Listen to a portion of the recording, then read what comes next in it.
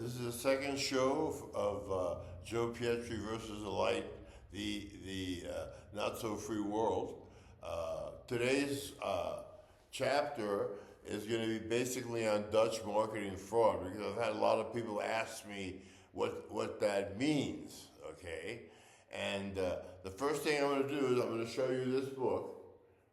This is Biology 101, right? This is given out to every college student. These books are about $1,000 a piece, brand new. This is in its like 14th or 13th edition. It's a solid farming book. This will teach you everything how to grow.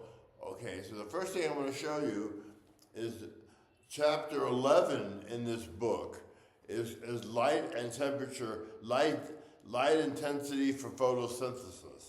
They left out photoperiodic control, photoperiodism, out of the grow books. So any book that you get from Europe, from George Cervantes or Ed Rosenthal, or all these people who want to sell you grow books and grow information, when this is the only book you'll ever need, right? Have left this portion out. So you don't know about light deprivation, the most important factor of being able to keep plants in veg and have a longer growing period, and to be able to control the growing period and the lighting in your room or in your greenhouse, right?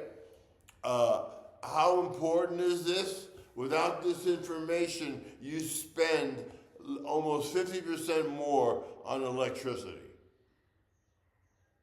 Because the Dutch companies are all the ones making the lights and everything, so they left that out so that you use more lights and use more electricity. By the way, they own Shell Oil, so the Shell Oil makes money on that, on the lack of information, of them leaving this chapter out of the grow books. Every grow book in the world should have this information. They left this out on purpose so that you waste more money and grow less weed. I wrote an article, it was less light, more weight, and for Skunk magazine. When I wrote that article, it pissed the Dutch off so much because they don't want you to know this. That's why they left it out of the grow books. That the Dutch marketing fraud threatened Skunk magazine that if they printed any more of my articles, that they would cut off all marketing and all advertisement from the Dutch marketing fraud, which represented about 60% of Skunk magazine's revenue, right? That they would drop them. So they are threatened. I've been threatened several times by the Dutch. That's why I have when you come into this show, you read what they Google my mini biography in Google, and what they think I've done. What I've done is save every medical patient in the world that grows their own money, that grows their own weed, 50% of their electricity costs. I changed the way the world grows with the 12-in-1 technique that I developed. I didn't develop it, it was in the grow book. I just developed a paradigm that would cut through the Dutch bullshit.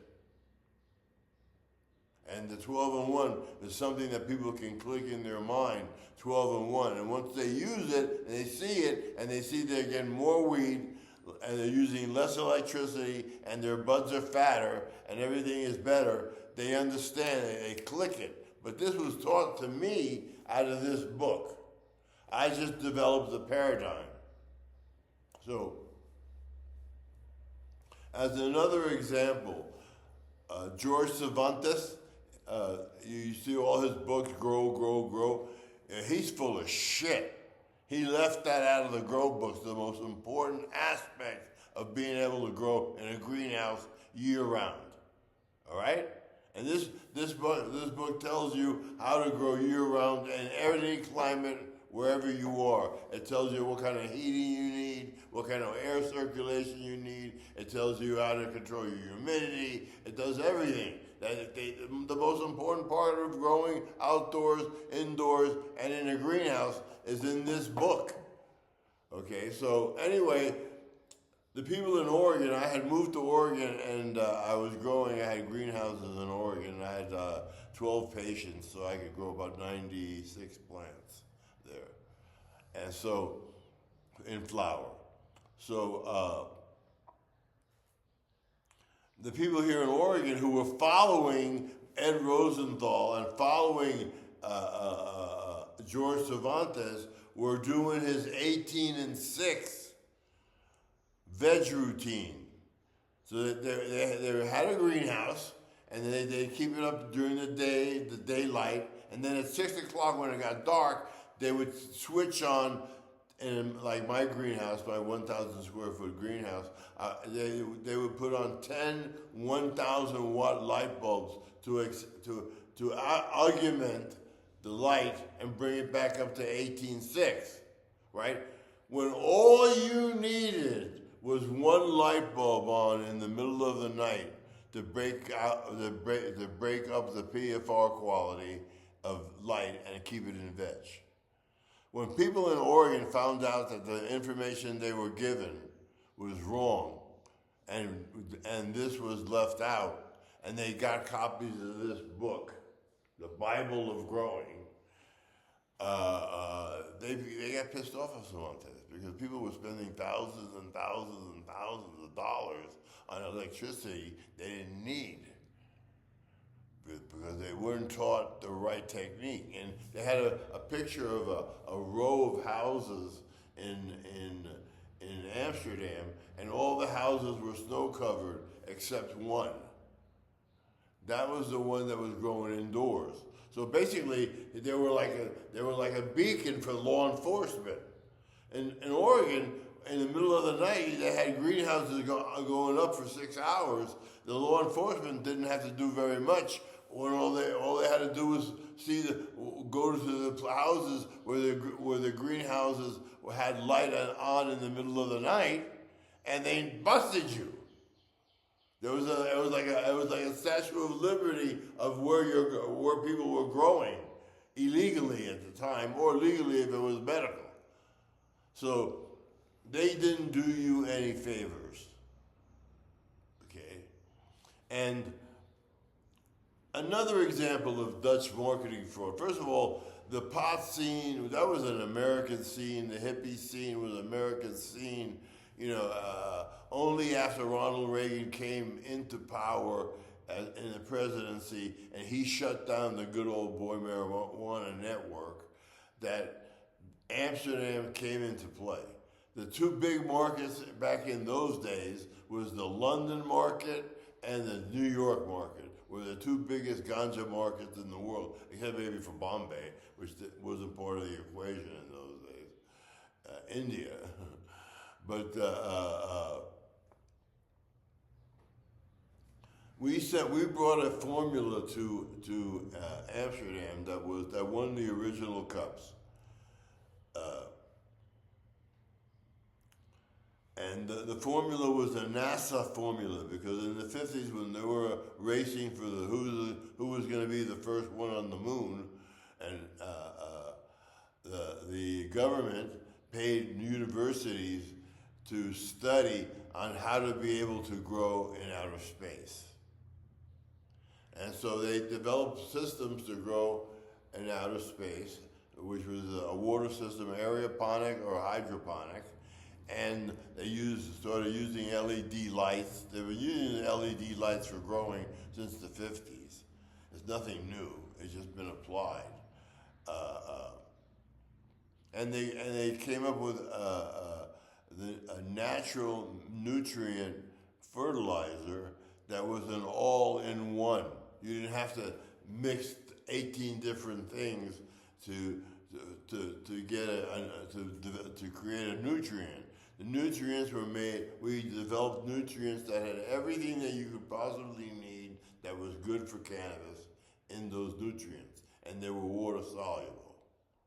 So we developed that formula, and my buddy Kogo brought that formula to Amsterdam, and he partnered up with Neville.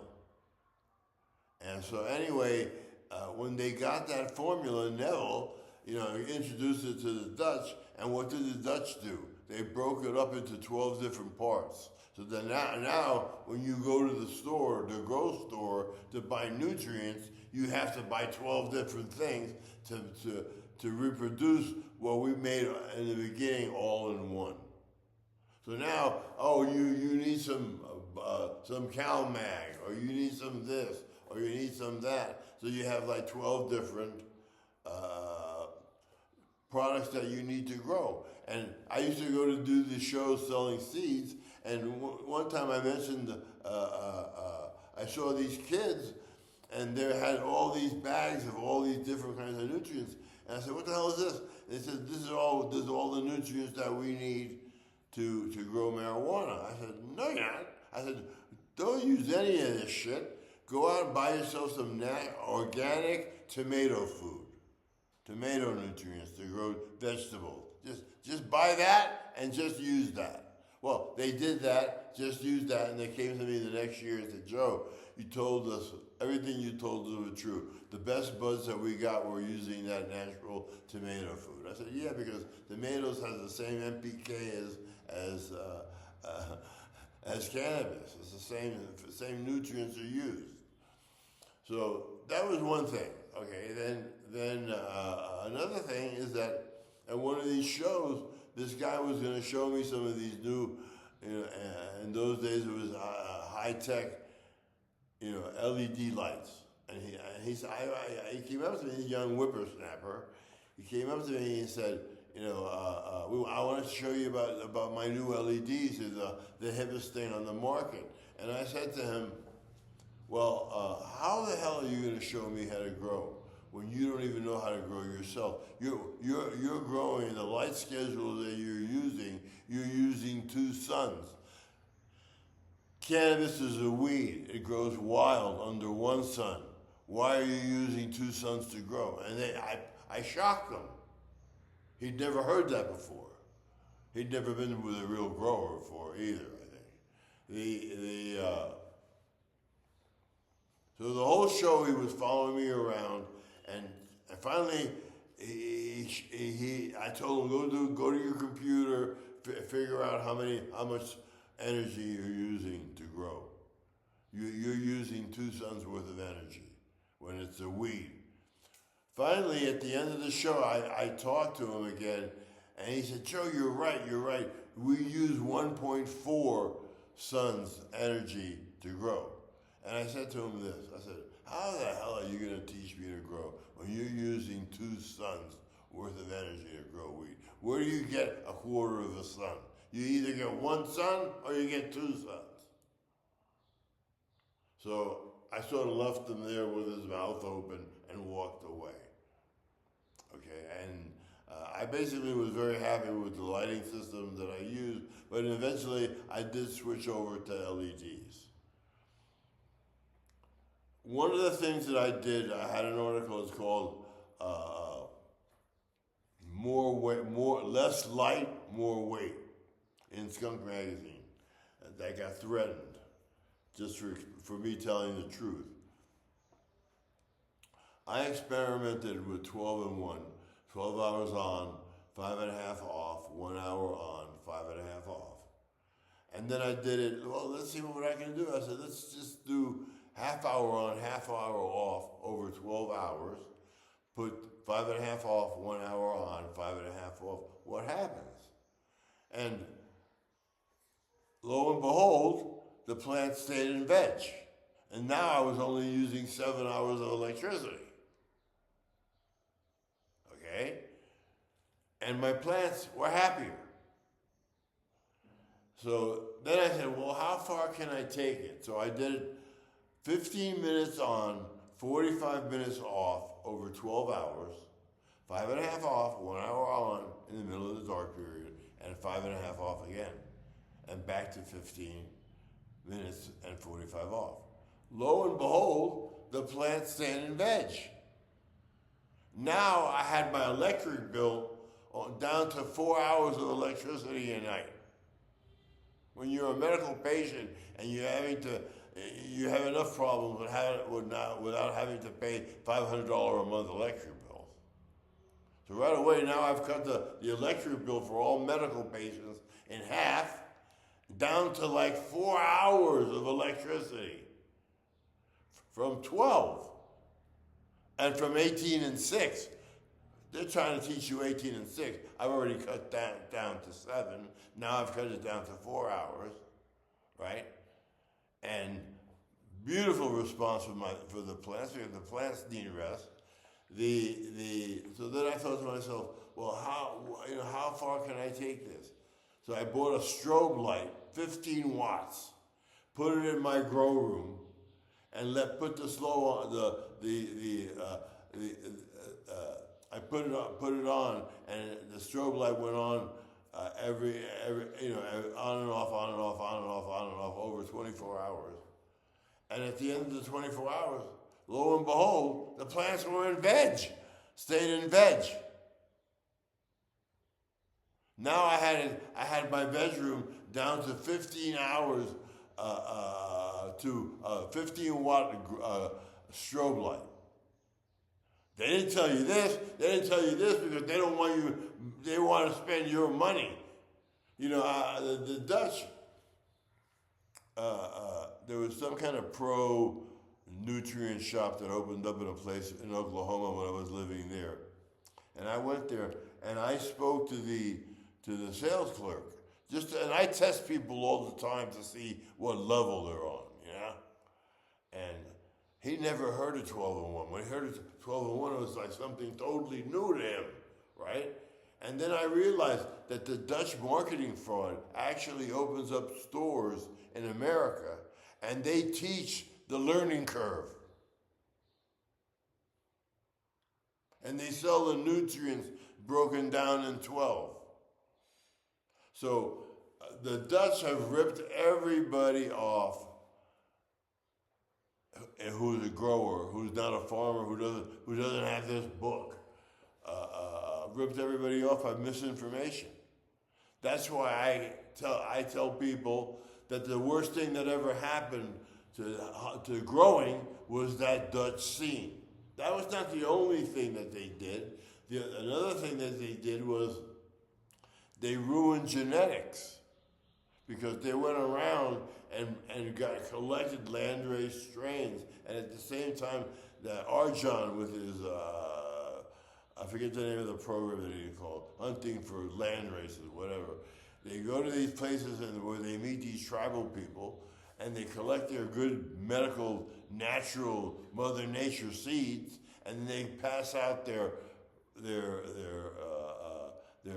feminized seeds and their autoflowering seeds. Okay, guys, autoflowering seeds. Those are Ruderalis. That's another type of cannabis. It's a kind of cannabis that's grown for the seed. Because 150 years ago, they used to use seeds to eat. They ate seeds. They made porridge out of it. It was food. And now they use cannabis seed like they use sesame seeds in salads and stuff. And they made mush. They made porridge out of it. It was very nutritional. Cannabis seeds, very nutritional. Buddha was said to have lived off of eating cannabis seeds when he was meditating in a cave and he became enlightened. Cannabis has always been a food. It was a food before it was anything else. Only did they develop making it into material and weaving and creating rope, all the rope of the world. At one time, rope was a very big product that was grown all over the world, because everything was a boat,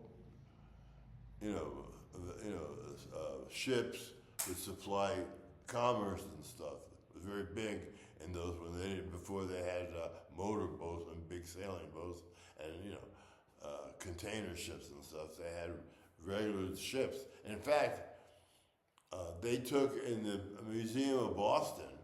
Boston, in Boston, they found a bale of weed from 150 years ago that was used as ship ballast.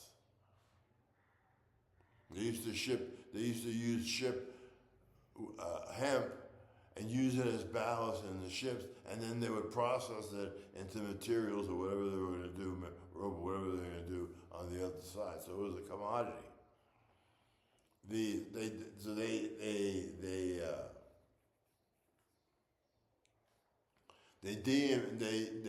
DNA sequence the hemp seeds that were from a bale a bale of cannabis from like 150 years ago. And lo and behold, when they analyze it, there was the skunk variety was in there because it was it was hemp. So years ago, we had a company called Phylos. A lot of people are pissed off at them. I'm not pissed off at them because they created the galaxy, which traced back every genetics, right? So they could tell which genetics were pure, which genetics were, mixes, what family trees they came from. So for a geneticist, who wants to test his seeds to see whether they're actually Landrace, right? That was the Bible. So a lot of people don't like Phylos because in the end they turned around and started producing their own feminized seeds that they sell for farmers. So they pissed off a lot of people because they said that they weren't going to do what they ended up doing. So, but for me, they took that Phylos thing down because it was so informative to growers that the Dutch did not want to have that kind of information available to everybody. So they paid some money and Phylos took it off the internet. You can get into it if you were an original member and listed in Phylos, you could go and find that and you could see your own genetics. I can find my own, all the stuff that I had DNA sequence, I can still find that, but they don't have the galaxy where you could go in and check everybody's shit. Only if you were part of the galaxy can you go in and check your shit. So it was a big loss for geneticists, people who were breeders and growers. And people here, they say that they're breeders and growers, and all they're doing is selling GMO weed.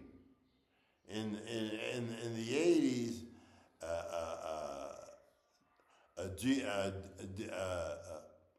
a genetic marker was created. It was called Skunk number 1.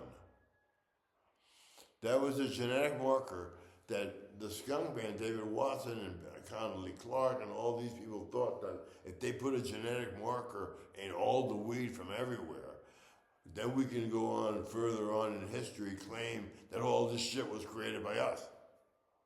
So they were going to rip off every aspect of cannabis by the pharmaceutical companies so that you could never grow your own medicine. Phylos really killed that because Phylos let everybody know where their shit was coming from. If it was part Colombian, if it was part African, or it was part this or part that, it clarified that for me. So Gypsy Nirvana, Canographic International, whatever, Skunk Band would give seeds to those people, and every seed order that you would buy, they would give you a free pack of Skunk number 1. So everybody used Skunk number 1 for breeding, except me. I don't use that shit. I don't have Skunk number 1 in my gene pool. And so skunk number one is in everything. So I had some kid telling me he's a breeder, he's a grower, he's collecting seeds here from Nepal and all this shit. And all he can collect in Nepal are hemp seeds because everything here has been reverted back to feral hemp because there's been hemp being grown in Nepal 30 years ago.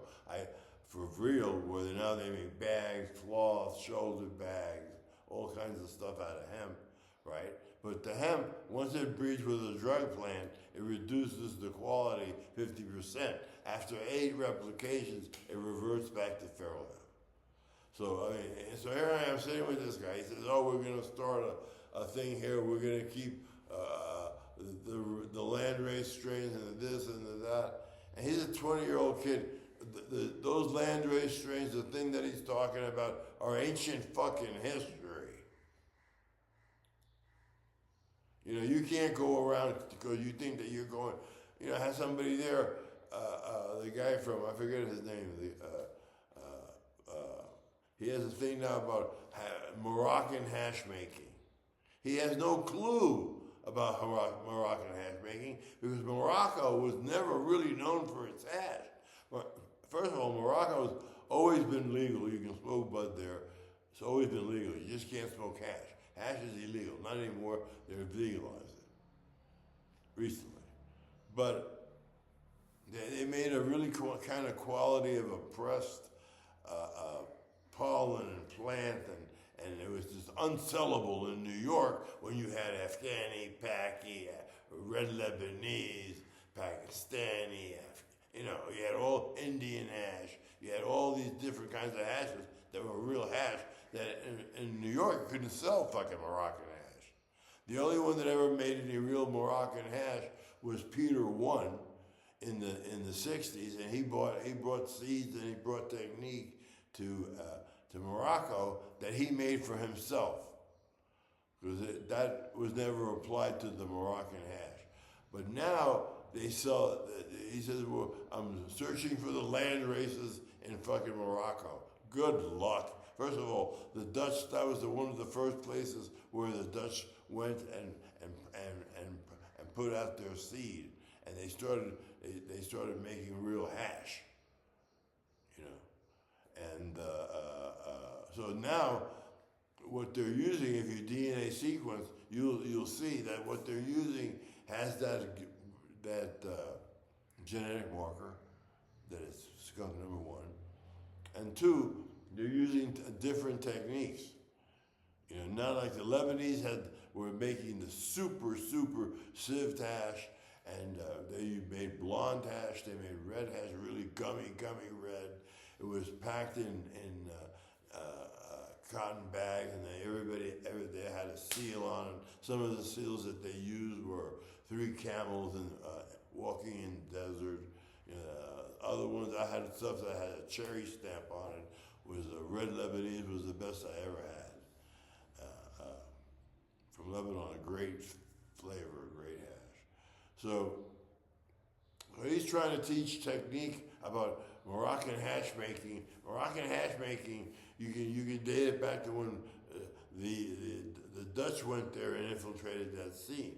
And they have their seeds there. So when they DNA sequence it, they'll see that it's skunk number one, or a variant. I always thought, how the hell are they going to be able to stop all these drug plants? They stopped all these drug plants by introducing hemp. They're the same family. They breed together. If you have a garden here and there's a hemp garden growing over there, they're pollinated. And you have all female plants. You've cut out all the males. You have all female plants, and you get your weed, and there's some seeds in it. There's seeds in it because the hemp plants that are grown 5 miles away, the pollen has traveled to your farm and has pollinated your shit. Okay, now another thing, right? There is no such thing as pollen hash. Here in Nepal, you have some people that collect the pollen from the male plant and smoke it. It doesn't get you high. The male plant gives off the pollen that pollinates the female plant, where it converts the female, it impregnates the female plant, and they create seed. They have babies. The whole thing about growing medicinal weed is you separate all the males, get them out, and grow only females, and the females produce more resin or more resinous plants in their hopes and anticipation of them being pollinated, which they're never going to be. Why use feminized seeds, right? Because they're using technique, cold chain and this and that to freak the plant where it develops a female variety that's in the 90% range of whether it's going to be female or male. There's no male. You'll grow like, but you know what? You'll grow a bunch of feminized seeds, right? Thinking you're only growing female plants. You're not growing female plants. You're growing cockamamie plants that you created in a laboratory. You GMO'd it, right? So they find some seed because the plant put out a banana. A banana is like a little penis that the plant puts out, and it puts out pollen to pollinate the male, the females. So you get some seeds in a crop, and it's supposed to be all female. Well, first of all, they're not all female. A female plant and a male plant are two different plants. They grow differently, they look differently. So when you take real, that's why people grow indoors and grow in greenhouses that are hermetically sealed, because they make sure that no pollen gets into their plants and seed their plants. They don't want seed, they want flower, right? So the only way you get seed is by letting it pollinate to a female. We separate that. But when they do that, you've freaked with the mother nature of the plant and the thing. So no matter how much you say that this is going to be 100% female, 100% female, no, it's going to be, you're lucky if it's 80% female.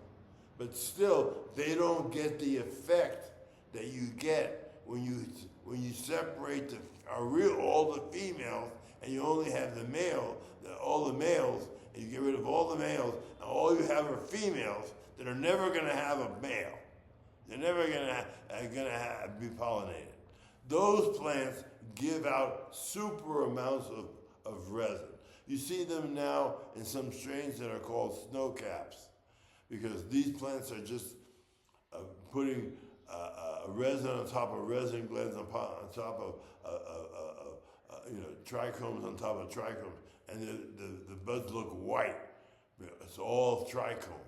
That's what you want for medicine. You can't get good medicine from a feminized plant. You might be able to get high, but it's not medicinal. So the autoflowering strain, I can tell you one story. I had a friend of mine who's a big farmer. He had 100 patients, so he grew like 1,200 female plants, and he grew big plants, 10 kilos, 15 kilos, 8, 9 kilos average. I mean, it was just like, and then he only had to pay the patients back £1.5 pounds or 3 pounds, as much as 3 pounds, and then he paid for their licenses and stuff. So at the end of the summer, at the harvest time, he'd be left, after he took care of his patients, he'd be left with over 1,000 plants, 1,000 pounds, right? They had some young kid, right, trying to sell his feminized shit, and say, but now you can grow these little plants, these autoflowering plants underneath your gigantic plants. He did that, and they pollinated. His whole crop got spoiled. So he lost the whole crop, over 1,000 pounds. Just listening to some young kid who the fuck doesn't know shit from Shinola. but it's trying to pass himself off as all knowledge. You know, so it's a difficult situation now with these younger guys going and trying to make a name for themselves, to make figure out some kind of to make themselves some self-important. Oh, I'm the Canada guy. I'm this guy. I'm gonna be saving the Landrace strain. You want to save Landrace strain? You had to do it fucking 100 years ago. You know, you had to do it 100 years ago. Then you could have gotten pure strains and pure Landrace strains. You go to Africa now, man, they got fucking skunk growing there. You can tell it right away. I can tell what's been impregnated, what has the skunk genetic in it. So anyway, the Dutch passed out the wrong grow information, where you grew less and you spent more. I taught with 12-in-1 in my techniques how to grow more and spend less. So the Dutch were pissed off. They threatened Skunk magazine to cut off all their fucking advertisements, 60% of their business. So that I didn't get published by Skunk magazine after that. And then the Dutch would one time in LA, they had me. They had a whole Dutch exhibition. All the Dutch growers, all the Dutch nutrient people came there selling their lies. And they didn't want Pietri there because Pietri is not a liar. He's going to tell you how to grow the best shit for the cheapest price. I'm going to show you real technique. You know, so that's one. Then a friend of mine developed. He figured out. He came up with the ice water method. Ice water method is where you put the buds in an ice water environment, and the buds, the trichomes freeze, and with simple agitation they fall off, and they go, and you can collect them. So he had a 150 micron filter to separate the plant matter from the falling trichomes, and he collected it and accrued it. And then I would take the cruet, and run it through a 5 micron coffee filter. When you poured it in a 5 micron coffee filter, the same thing that you saw, and this is where we're going to put the picture, is water flowing on top of the oils that are released in the method, and the collected trichomes on the bottom. You could actually see the water on top, the oil, and the trichomes.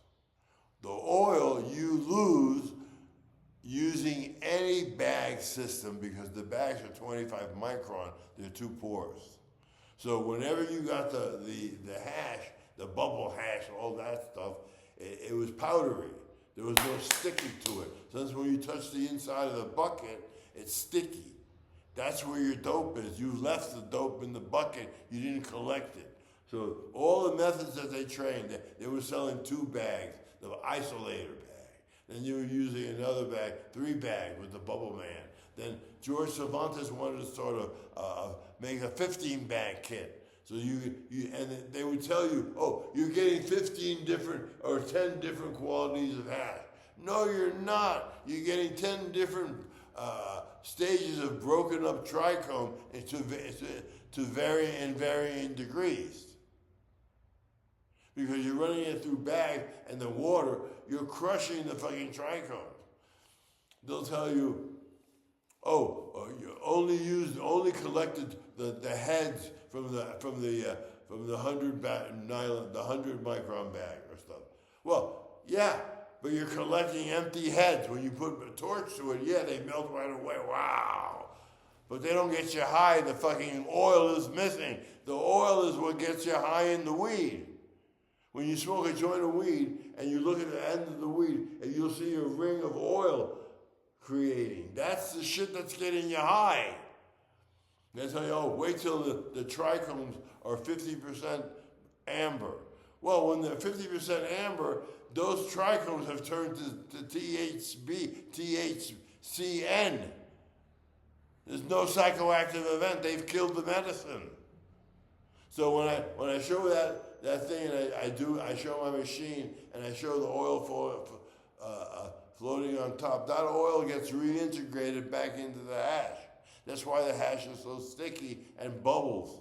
That's why they call it bubble hash, because the oils are left in the hash. But not when you use those bags. So Cervantes was trying to sell 15 bag kits because he thought he was going to make $1 million. And I put him down. I showed everybody the 12-in-1 routine and told everybody, by the way, this guy's a fucking major ripoff. Any book that you buy from this guy, they're photographs taken from real gardens that he uses to sell his books. But if you use his techniques to grow, you're not going to be able to grow what he's showing in his book. So basically the Dutch scene was created from fraud, lies, and deception. They didn't tell you the truth about growing. They didn't teach you. They left light and temperature out of the grow books. So you had to learn that yourself. And you had to learn it from other people who were really into growing and realize that the humidity was creating problems in his grow room. So they started introducing dehumidifiers, and showing them the techniques that were left out of the book. So these guys are just a bunch of scammers who want your money.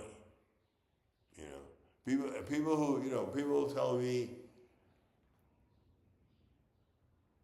I've collected land races and I do this, and I said, yeah, when did you do that? Oh, well, I went to fucking Nepal I was in Nepal and last year, and I collected seeds. Now I'm selling rare Himalayan mountain seeds. Are you fucking kidding me? Are you fucking kidding me? What do you think, man? I've been growing since 1970. I grew Acapulco gold in Nepal in 1970, and it was a desert plant. My plants didn't make it. It didn't make it through the monsoon. In those days, the monsoon was a lot heavier than it is today. So what I did is I bred the Acapulco gold to a Laotian strain that was used to the monsoon, and those crops made it. And that was my first breeding experience, and my first grow. The first time I grew in Nepal. Otherwise, before that, I bought weed in America and I sold hash. I bought and sold hash. So basically the whole Dutch scene was made by fraud, lies, and deceptions. The Cannabis Cup was an intelligence gathering event. The cops were all over that place. They even were selling their mailing, because everybody was ordering stuff from Amsterdam. They were selling their mailing list to the police as another way of making money. So, the Dutch have been thieves for 500 years. That's all they've ever done is steal other people's stuff and then remarket it as their own. Throughout history, pirates, and there's nothing in Holland. And in Holland, there's no gold mines, there's no diamond mines. There was no cannabis there. Cannabis is from East Asia. It's from Asia, from the Himalayas, the mountains, that area, from East Turkestan. The best hash in the world at one point came from a place called Yarkund. And the Yarkund hashish was renowned all over the world. In fact, when I was in Kashmir in the 70s, I spoke to a guy, an older man, a rug dealer, who told me that the last shipment of, because Yarkand hash in the 30s and 40s and prior to 1947 was known as being the best hash in the world, right? And so, and that's the stuff from Yarkand used to come from East Turkestan by mule trains and yak trains, bringing that wheat, that hash to Kashmir, and from Kashmir it got sold into India. They taxed it. They had to pay tax at the border, and then it was brought in, and then it could be sold legally. But after the British took over, left India in 1947, thank God, they did that. There were 400 years they were used to being serfs. It's going to take them a few years to get that out of their system. Like just same thing like in Nepal. So that was the hash, and that was the last hash that came down from Yarkand was 1947. Up until then, the best hash on the street was that hash. Highest price on the street, the most sought after hash. And it was good hash in those days, not like they have now. Because I smoked some of that stuff that came from Milana, and it was nothing compared to the shit I used to get up in Kulu and Manali. I used to get stuff that was collected, rubbed by the kids in the villages, and they would sell me a tola, 10 grams of real hash that they hand rolled themselves, and I'd give them $1. But I was selling that fucking hash in New York for like really, really high prices. Really, I sold hash in New York for $13,000 a kilo that came from Hawaii. I sold hash in New York from Nepal that I was selling for $10 a gram in New York. That hash was bomb. It was Afghan made. It was a Nepali hash made Afghan style. Nobody ever made hash in Nepal as good as that. It was one of my friends who taught them how to do that. Even today, the best hash you get is from Afghanistan and from Pakistan. There's still people that are making everything the old way. But they've introduced hemp there. They show the people how to make cloth and how to do things with the hemp material.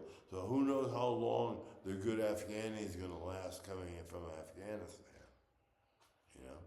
Because by introducing hemp to Nepal, they killed all the drug plants. I find it funny, you know, these would-be fucking knowledgeable people are smoking fucking pollen. Pollen don't get you high. It's the shit that the male plants give to make a female plant produce seed.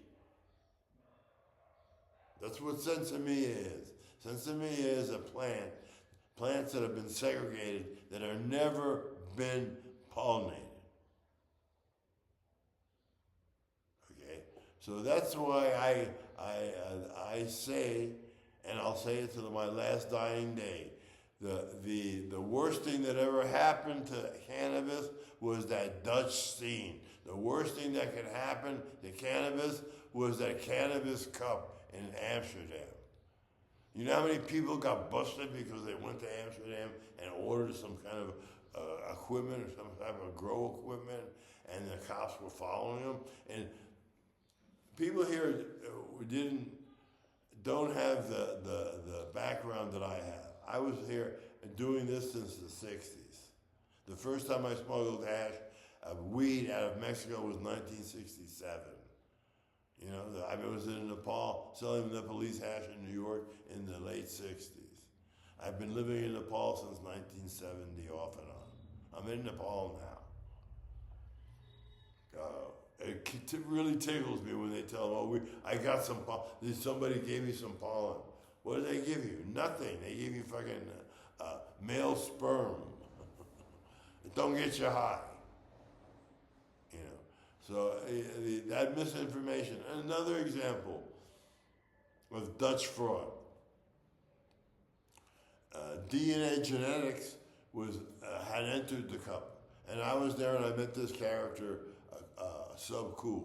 Subcool had dynamite shit, man. He was a medical grower. He died. He had some things that were killing him, and he was using cannabis for his cancer and all this stuff. He died young. He died in his 40s, maybe 50s. He died young. And he had the best smoke at the Cannabis Cup. And DNA was sitting in the booth next to mine, because I had paid for the most expensive booths on the stage. And they had some stuff called Martian Mean Green. And it was swag. And I said, how the hell are you going to win with this swag and get a cup? He said, I'm going to get a cup. I'm going to win a cup for that. Right? Well, they paid 150,000 euro, or dollars, I think it was euro, to rent a discotheque that they used as an event, and they had a party, and they gave popcorn and cannabis-induced popcorn, all kinds of crazy products that they had created, and lo and behold, Subcool didn't have the money to be able to enter the cup. You know, it was before he really started making money. He didn't have enough money to enter the cup, but he had the best shit on the block. Lo and behold, they paid the money. They rented out that event, and so the Cannabis Cup was like a 7-day event, and every day did different events, and every day visited different places. He went to Neville's Cannabis Castle.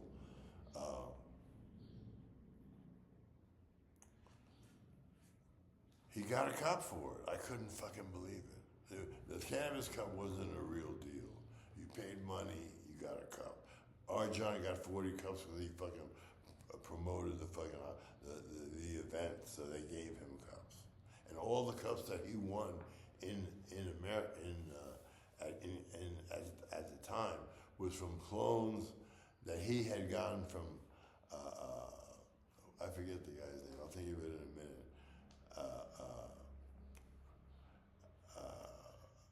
And they were bringing clones in from Amsterdam, from California to Amsterdam, and they were growing the California weed in Amsterdam indoors, and that's what they were winning cups from.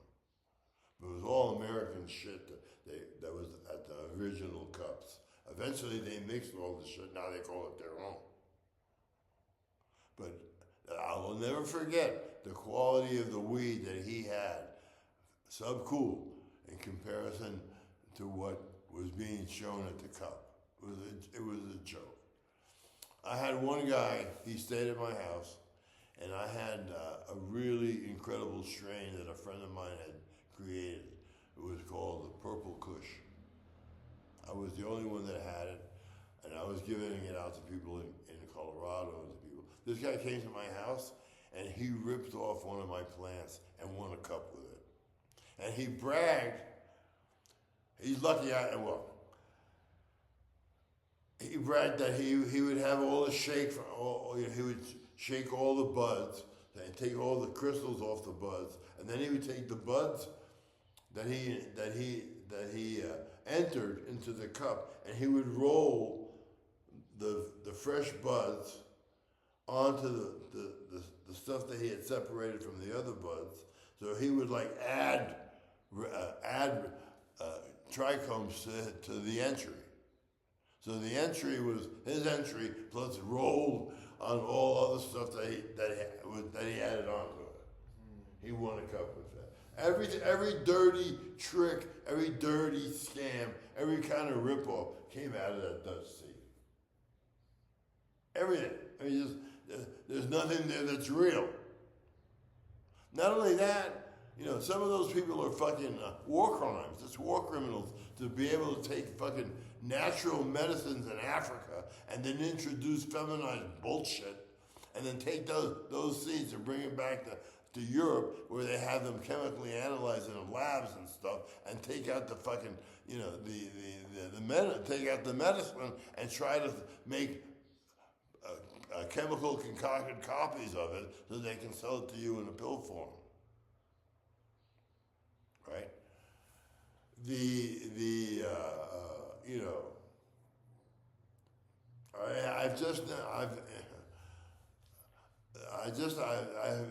It's like, you're in Amsterdam, you gotta be careful where your money and your parked there, this and that. It's like one of the fucking rip-off scenes in the world. Not only that, every gang in the world has an office in Amsterdam.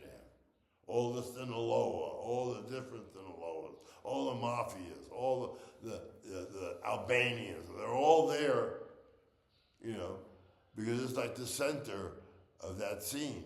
And so now Dubai was like that too. They had taken over Dubai because they could keep all their money and their Bitcoin and all that shit and run that through that scene. But the whole Cannabis Cup scene, dude, the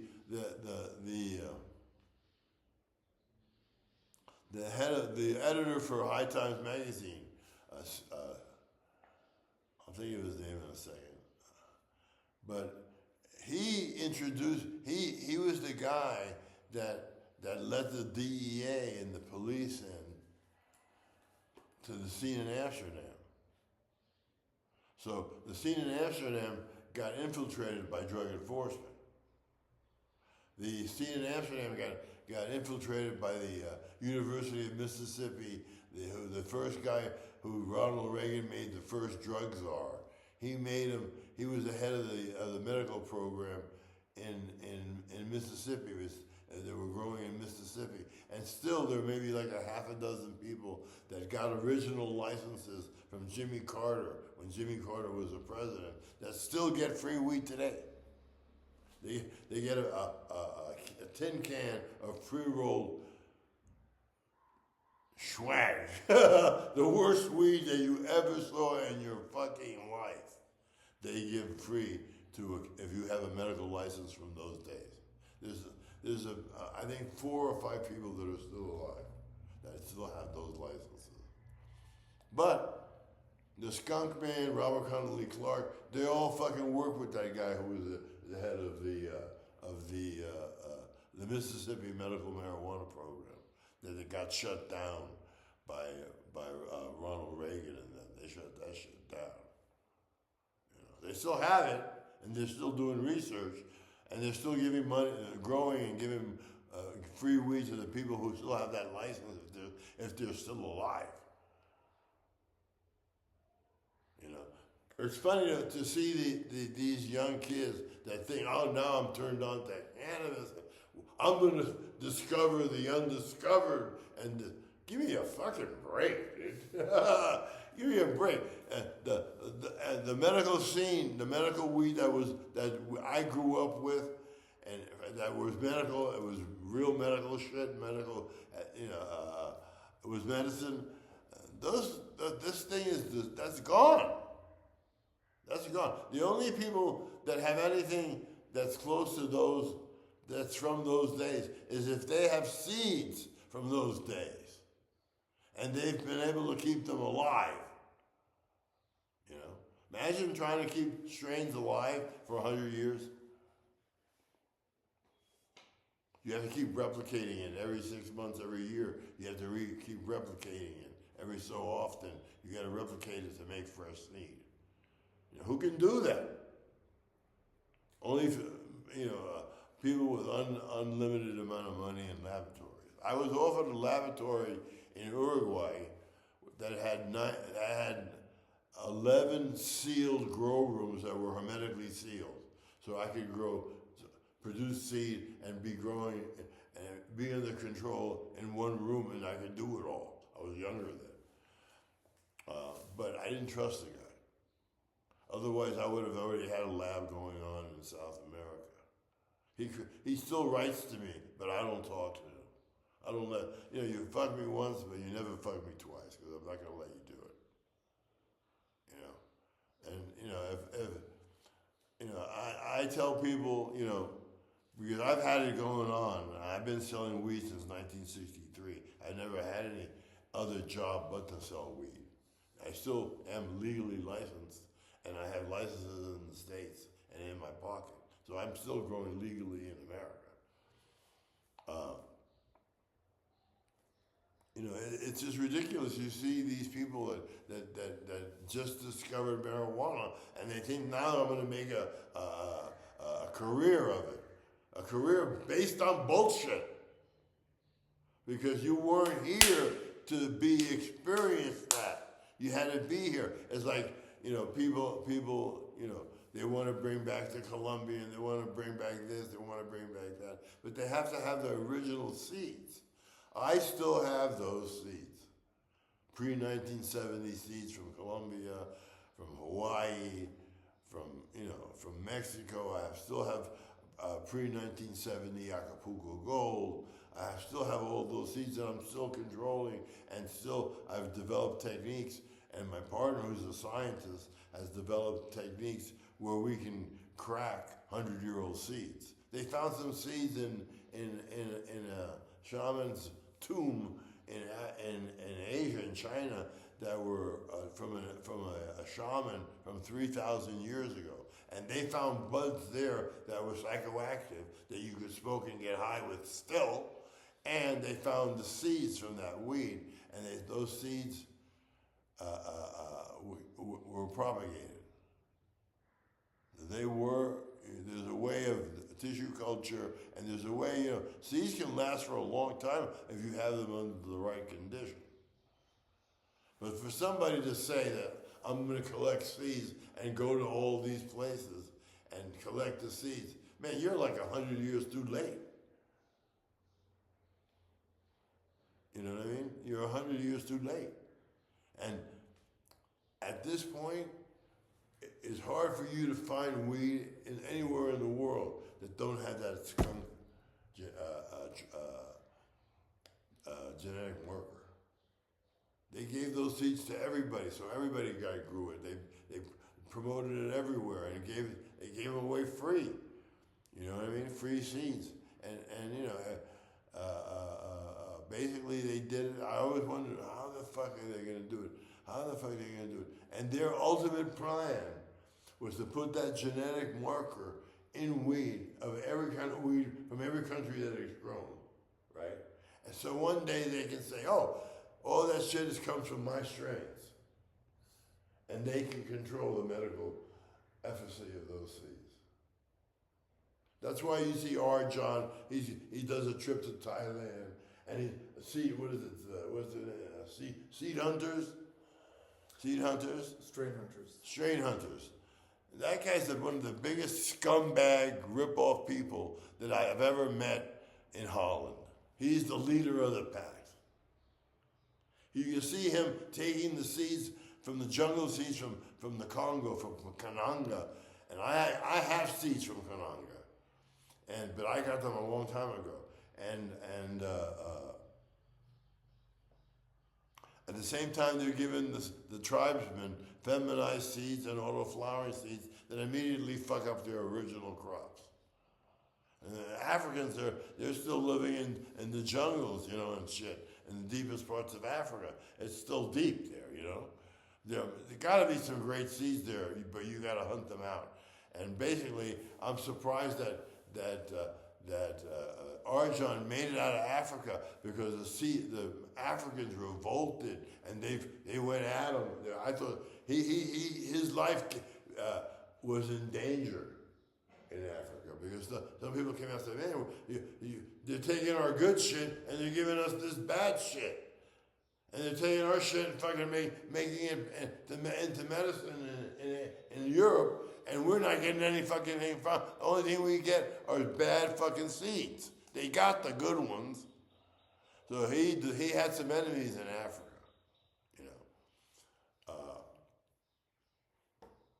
It's just, it's this theater of the absurd. During COVID, I was doing weed shows all over the country. I did like about 8, 10, 12 seed shows a year.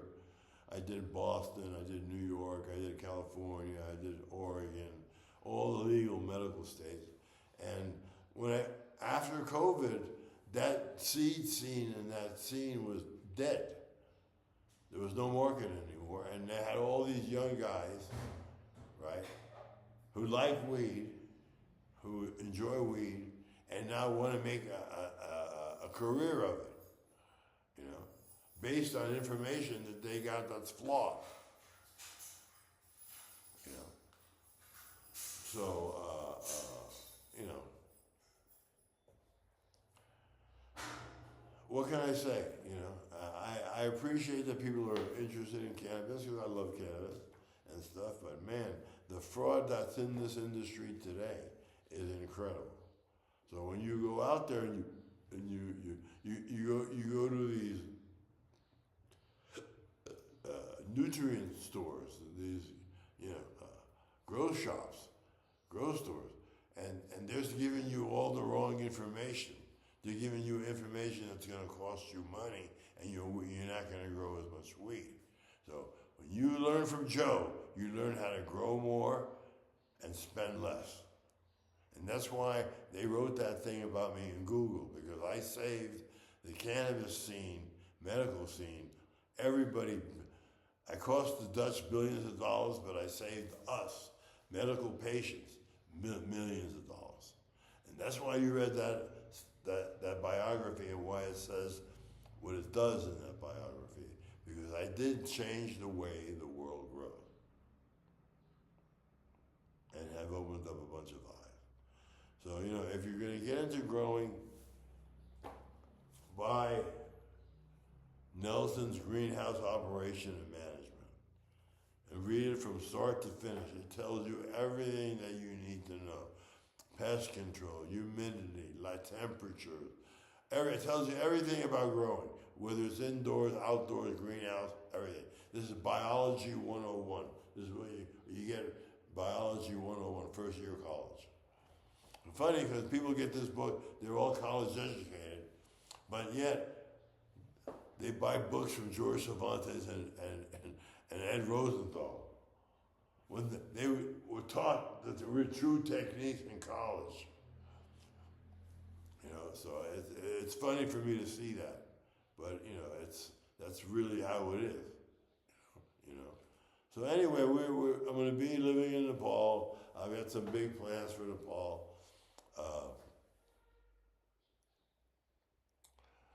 Things have really changed in Nepal. Things have really changed all over Southeast Asia.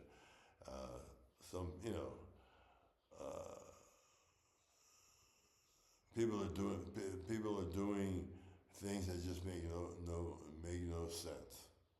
They're using technique that make no horticultural sense. But you know, we're going to try to correct some things for people and give the right information to people. Again, if you can order it on Amazon. It's the King of Nepal, Life Before the Drug Wars. This is the book. It's called the Ice Wars Edition. It's a self-published book. I might be selling it on the internet again because I still have some. And this really goes through the Dutch marketing fraud. So here they are. They were promoting these bubble bags, isolator bags, and actually what they were doing was diluting everybody's medicine. Teaching a technique that because the flavonoids, the terpenes, and the flavonoids, and the flavor, taste, and aroma are in the little trichomes that you cannot catch in a bag. Not to mention that when you use the bags, you break the trichome heads. When you break the trichome heads, the oil spill out of it. But they tell you, oh, wait until the trichomes are 50% amber. Yeah, wait until your THC has turned into CBN, and all it does is give you couch lock and put you to sleep. You don't get high as you could have gotten.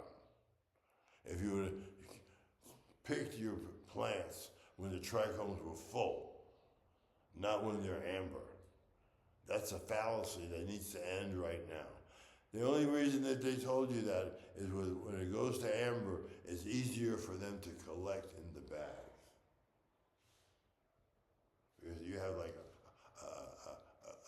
the resin gland, now it's amber, but It's good. You can easy to collect, right? There are real techniques for making hash now that are just out of this universe. They've taken it to another degree where science using the top scientific method and stuff. I mean, they're using cryonics. They're freezing the trichomes, fresh frozen, right from the plant, right into the cryonics. They freeze them, then they sieve them. The hash comes out white, pure, melts it'll melt in your hand. It's like an M&M, that you put chocolate candy in your hand and it melts. It's the same thing with the trichomes that they're making now. So anyway, this is my second show. I'm going to be doing a lot more show. I've got very big news that's coming in the future, but I'm sworn to secrecy until the moment is right. And I'll be doing a lot more reporting. I'm going to be doing some shows from Pakistan and Afghanistan. I'm going to be doing some shows from India.